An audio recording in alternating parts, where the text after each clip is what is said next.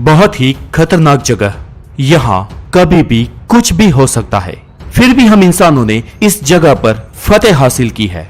हमने हमारी सीमाओं को लांघकर कई बार खतरों से भरे इस स्पेस में खतरनाक मिशन आयोजित किए हैं, जिनमें काफी बार हमें सफलता मिली है तो कई बार हमने मुंह की खाई है। और इसके लिए हमने स्पेस में भेजे हुए कई जानवरों को और इंसानों को भी खोया है।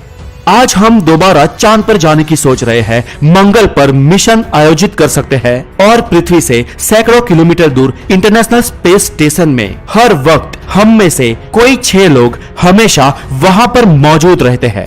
और ये सब मुमकिन हो पाया है अपनी जान जोखिम में डालकर स्पेस में पहले जाने वाले उन वॉलंटियर्स की वजह से। तो चले दोस्तों, आज देखते हैं उन वॉलंटियर्स की और उन सच्चे स्पेस मिशन की असली वीडियो फुटेज के साथ असली कहानियां। मैं हूं हितेश गिरी गोसाई और आपका फिर से स्वागत है द नॉलेज में। लाइका स्पेस ट्रैवल करने वाली पहली एनिमल थी।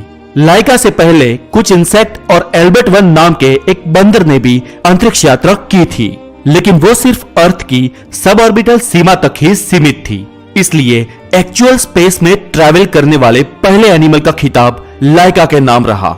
सन 1950 ये वो दौर था जब इंसान स्पेस में जाने के लिए बेताब था और उसके लिए उसने एक एक्सपेरिमेंटल स्पेस मिशन आयोजित किया, जो इंसान को स्पेस में भेजने से पहले जानवर को वहां भेजकर किया जाने वाला एक प्रयोग था। इस मिशन का मकसद बस ये जानना था कि क्या आउटर स्पेस में कोई इंसान जिंदा रह सकता है या नहीं। और इसके लिए रशियन वैज्ञानिकों ने मॉस्को की सड़कों से एक 3 साल की आवारा फीमेल डॉग लाइका को उठाया और 3 नवंबर 1957 के रोज लाइका को स्पुतनिक 2 नाम के स्पेसक्राफ्ट में बैठाया गया। बेचारी लाइका को तो ये भी न मालूम था कि वो किस प्रयोग का हिस्सा बनने जा रही है। खैर, स्पुतनिक 2 स्पेसक्राफ्ट में oxygen generator, carbon absorber, fan, 1 हफ्ते का भोजन और हर वो चीज थी जो एक डॉग को जिंदा रखने के लिए चाहिए। आखिर स्पेसक्राफ्ट को लॉन्च किया गया। वो सक्सेसफुली लॉन्च हुआ भी, लेकिन टेक्निकल गलती की वजह से क्राफ्ट का एक हिस्सा उससे अलग नहीं हो पाया और इस वजह से स्पेसक्राफ्ट के अंदर का टेम्परेचर बढ़ने लगा। कैबिन में गर्मी का पारा इतना बढ़ गया कि लाइका उसे सह नहीं पाई।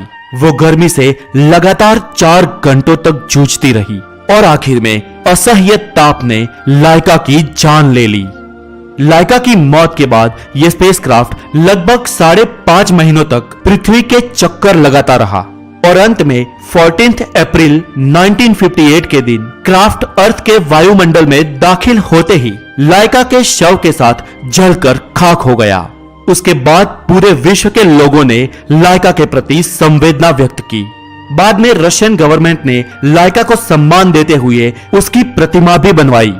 कहा जाता है कि 60 के दशक में रशिया ने 57 कुत्तों को एक्सपेरिमेंट के लिए स्पेस में भेजा था, जिनमें से कई मारे गए तो कुछ वापस भी आए थे और जो वापस आए थे उन्हें दोबारा स्पेस में भेजा गया था। पर विश्व की आलोचनाओं से बचने के लिए रशिया ने अपने सारे मिशन जाहिर नहीं किए थे। हाम चिंपांजी। दोस्तों, लाइका के जैसे ही एक और कहानी है हाम चिंपांजी की। 60 के दशक में अंतरिक्ष की दौड़ में अमेरिका रशिया से पीछे नहीं रहना चाहता था और इसलिए उसने भी अपनी दावेदारी साबित करने के लिए कई सारे मिशन आयोजित किए और इस कहानी का मुख्य किरदार है एक चिंपांजी। फ्रांस के कैमरून में जन्मे इस क्यूट से दिखने वाले चिंपांजी को कुछ लोगों ने उसकी मां से छीनकर मियामी के एक जू में बेच दिया था। उसके बाद इस चिंपांजी को वहां से यूएस एयरफोर्स ने खरीद लिया और सन 1959 में इसे हेलोमैन एयरबेस पे लाया गया। यहाँ हाम जैसे कई सारे और चिंपांजी भी थे और यहाँ इन बंदरों पर साइकोलॉजी में इवान पाव्लोव द्वारा डेवलप की गई कई सारी टेक्निक्स और क्लासिकल कंडीशनिंग पर आधारित एक्सपेरिमेंट किए जाते थे, जिनमें इन्हें सेल्फ कंट्रोल और सेल्फ एनालिसिस करना सिखाया जाता था।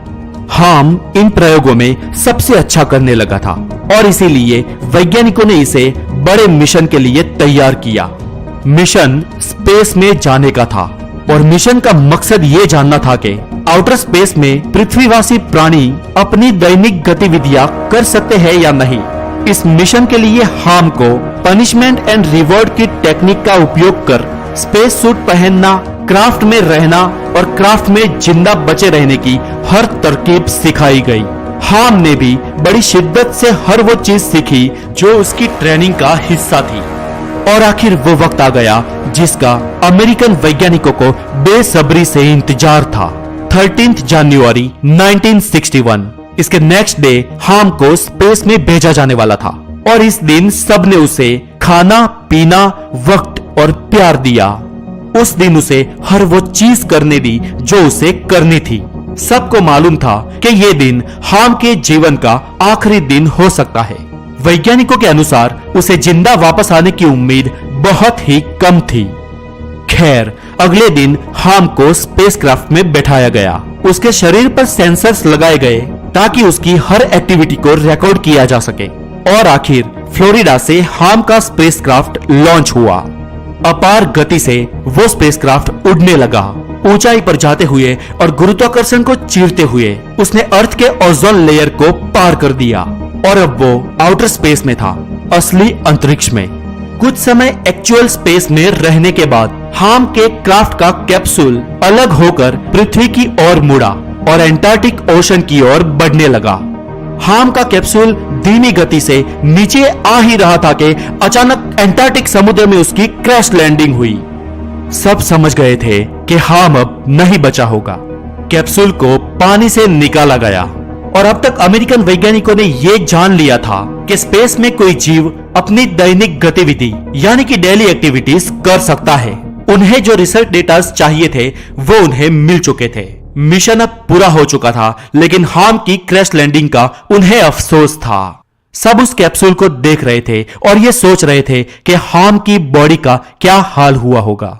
जिस वैज्ञानिक ने कैप्सूल को खोला उसने पहले सॉरी बोला और गेट ओपन किया और गेट को खोलते ही ये क्या, हाम जिंदा था। सब आश्चर्यचकित थे। बस उसके मुंह पर थोड़ी सी चोट लगी थी, लेकिन वो ठीक ठाक और सलामत था। इस घटना के बाद अमेरिकन एयरफोर्स की विश्व में तारीफ होने लगी और हाम फेमस हो गया। पर दोस्तों, ये फेमस हाम जब किसी काम का ना रहा तो उसे एयरफोर्स ने वॉशिंगटन के एक जू को दे दिया। वहां उसे पिंजरे में रखा गया और कुछ 17 सालों के बाद उसकी उस पिंजरे में ही मौत हो गई। और इस तरह मानव जात के विकास के लिए हाम नाम के इस बंदर का भी बहुत बड़ा कंट्रीब्यूशन था। Yuri Gagarin. दोस्तों, इंसेक्ट, चूहे, डॉग और चिंपांजी के परीक्षण के बाद अब समय आ गया था कि खुद इंसान स्पेस में अपनी मौजूदगी दर्ज करे। अब वक्त था इंसान को स्पेस में भेजने का और संपूर्ण मानव जात की तरफ से ये जिम्मा उठाया सोवियत रूस के यूरी गागरिन ने। सोवियत रूस ने जब अंतरिक्ष यात्री की ट्रेनिंग के लिए आवेदन मांगे तो रशिया में करीब 3000 से भी ज्यादा आवेदन आए, जिनमें से यूरी गागरिन भी एक थे। और इन 3000 लोगों में से गागरिन के साथ सिर्फ 20 लोगों को चुना गया और अंत में फाइनल सिलेक्शन यूरी गागरिन का हुआ। और इस चुनाव के लिए उनके छोटे कद ने भी अहम भूमिका अदा की, जो स्पेसक्राफ्ट में आसानी से फिट हो जाता था। अंत में सारी तैयारी और ट्रेनिंग के बाद दिन आया इंसान को स्पेस में भेजने का। 12 अप्रैल 1961 यूरी गागरिन के लिए एक खास किस्म का स्पेसक्राफ्ट उन्हें स्पेस में ले जाने के लिए तैयार था।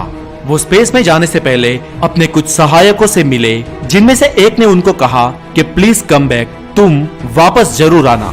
और गागरिन ने विश्वास दिलाया कि वो वापस जरूर आएंगे। और इसके बाद यूरी गागरिन रशियन भाषा में बोले, हम दूर चले। और इन आखिरी शब्दों के बाद उन्होंने स्पेस के लिए उड़ान भरी।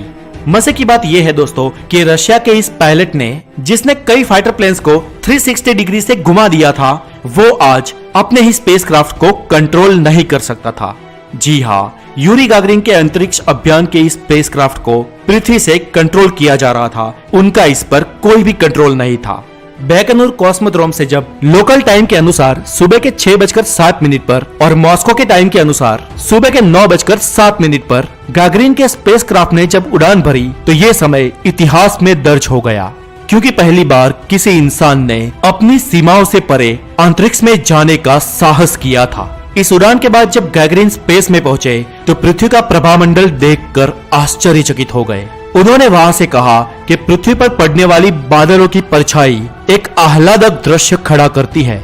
उड़ान के 10 मिनट बाद उन्होंने ये भी कहा कि जीरो ग्रेविटी का अनुभव बहुत ही मजेदार है इसका मतलब उड़ान के 10 मिनट बाद वो पृथ्वी के अपर एटमॉस्फेयर में पहुंच गए थे।